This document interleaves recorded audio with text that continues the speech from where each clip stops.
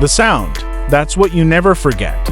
It isn't just wind, it's a roar. The kind of sound that you feel in your bones. One survivor of Hurricane Ida said it's the noise that sticks with you the most. In that moment, you're not thinking about your house or your belongings. You're just thinking, we're not going to make it. Some places feel idyllic, protected, even permanent.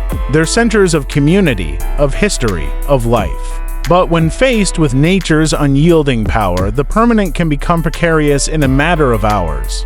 We're journeying to communities across the globe that were thriving one day and changed forever the next. From the whines of a hurricane to the shaking of an earthquake, these are the stories of places and people marked by disaster and the incredible resilience that's born from the rubble. Section 1. The Annihilation of Paradise. Grand Isle, Louisiana. Grand Isle, Louisiana is the state's only inhabited barrier island. For generations, it has been a self-described remote oasis, a place of fishing, family, and breathtaking sunsets over the Gulf of Mexico. Its people are used to storms. On average, a tropical storm or hurricane hits the town every 2 to 3 years. But what arrived on August 29, 2021 was different. Hurricane Ida, a monstrous category for storm, made landfall with the island in its eastern eyewall, the most violent part of the hurricane. Winds topping 150 miles per hour shredded homes and businesses. The tidal surge overwhelmed the island's levee, breaching it in a dozen places and burying the community in feet of sand and seawater. One resident, a lifetime volunteer fireman, described looking out into the storm as a complete whiteout, saying he couldn't see more than 50 or 60 feet. When the skies finally cleared, the devastation was hard to comprehend. Officials declared the island uninhabitable. Nearly every structure was damaged, and estimates suggest 40 to 50% of them were completely destroyed, with only pilings left behind. Homes people had known their entire lives were just gone. One survivor, looking at an empty slab where a house once stood, said, "To see what happened was unbelievable, totally gone." In the immediate aftermath, there was no power, no water, and a strong odor of natural gas hung in the air. The population of 1,400 was cut in half almost overnight. And yet, even when faced with a near-total loss, the conversation wasn't about abandoning their home. It was about rebuilding. The town's mayor, David Comardell, has been a steadfast voice for recovery, fighting for the resources to build back stronger. A year after the storm, with the mayor's office still in a temporary trailer, he declared, "As long as there's one grain of sand, we will rebuild." For the people of Grand Isle, it's more than a place on a map. It's a paradise they refuse to lose.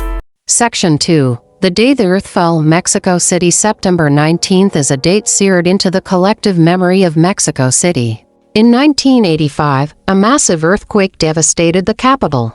Then, exactly 32 years later, on September 19, 2017, it happened again.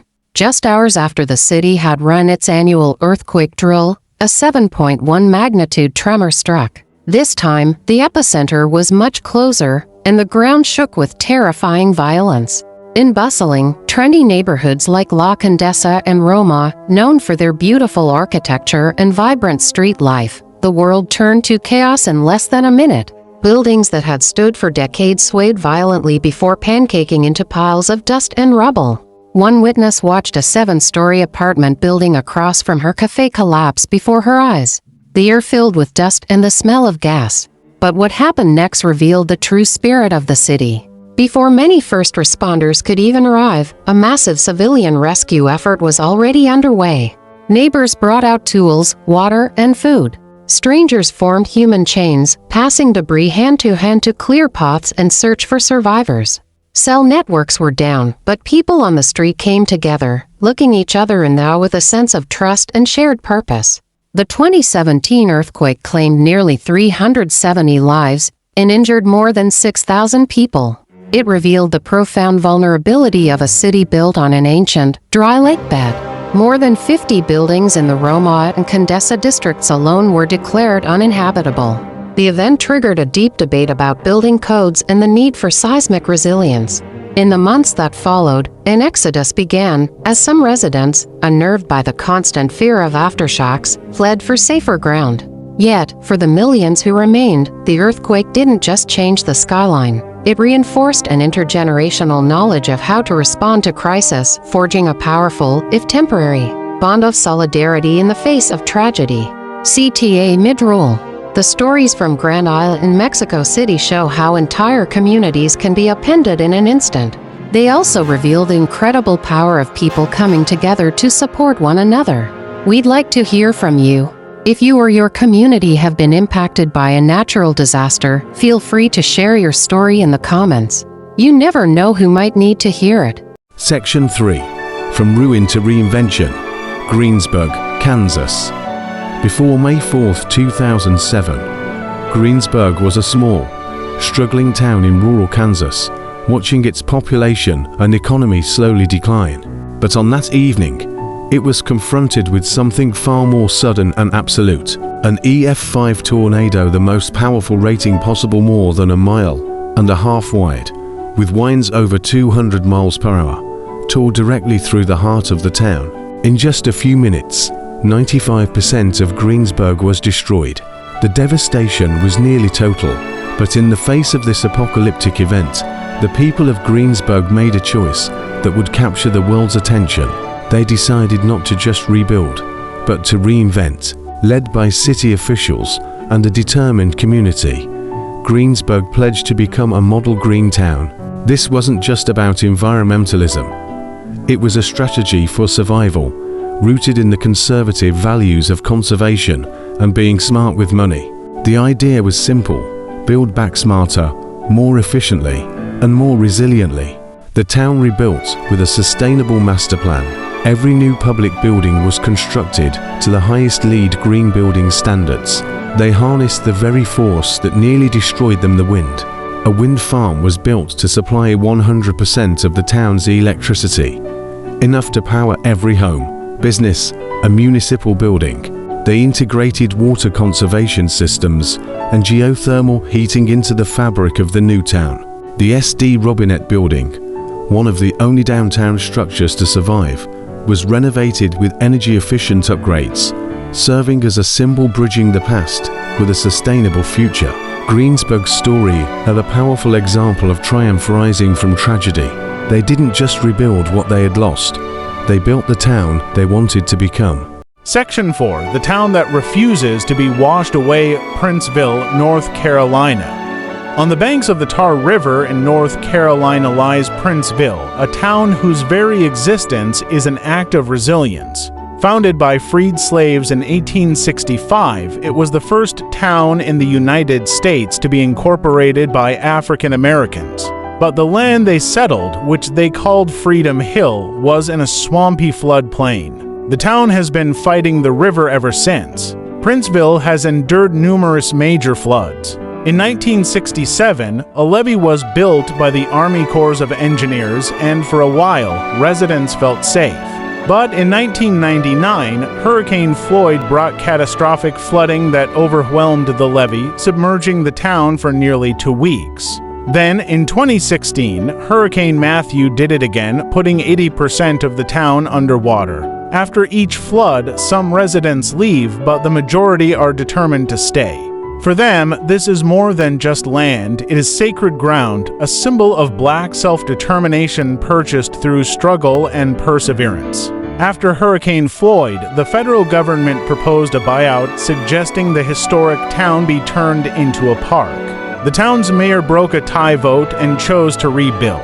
In an age where climate migration is a growing reality, the people of Princeville are doing the opposite. Instead of abandoning their flood-prone home, the community has consistently chosen to fight for it, honoring the legacy of their ancestors. Today, the town is a patchwork of old and new. There's a new flood-resistant town hall and a senior center raised 14 feet off the ground. But the fight isn't over. A multi-million-dollar levee improvement project is still being debated, and the town's future hangs in the balance as climate change promises more frequent, intense storms. Princeville's struggle highlights a difficult question: How do you protect a legacy when the very ground it's built on is under constant threat? Section 5, The Path Forward, Building Resilient Communities. The stories of Grand Isle, Mexico City, Greensburg, and Princeville are all unique, yet they're part of a larger global reality. Close to 3 in 5 cities worldwide are at high risk of a natural disaster, putting over 1 billion people in harm's way. And as our climate continues to change, these risks are only projected to grow. It's not enough to just recover anymore. The real challenge is building for resilience before a disaster hits. Community resilience is the ability not just to withstand a disaster, but to recover and adapt afterward. It's about building stronger social networks, creating smarter infrastructure, and making sure our systems can support people when they're most vulnerable. We see this in Greensburg's choice to build a green town powered by wind. We see it in Mexico City's push for stricter building codes and early warning systems. We see it in Grand Isle's fight for coastal protection and in Princeville's innovative approach to elevating buildings while preserving history. These efforts show that while we can't stop the fury of nature, we can make choices that lessen its impact. By investing in resilient infrastructure, fostering strong social connections, and planning for the future, we can help ensure that when the next storm comes or the ground begins to shake, our communities are better prepared to face it. Conclusion: from the haunting images of homes swept away to the inspiring sight of neighbors clearing rubble, we've seen how natural disasters can change a town forever. They lay our vulnerabilities bare, but they also reveal our greatest strengths. These are stories of immense loss, but also of profound hope. The ultimate lesson from these communities isn't about tragedy, but about a deep-seated refusal to be erased.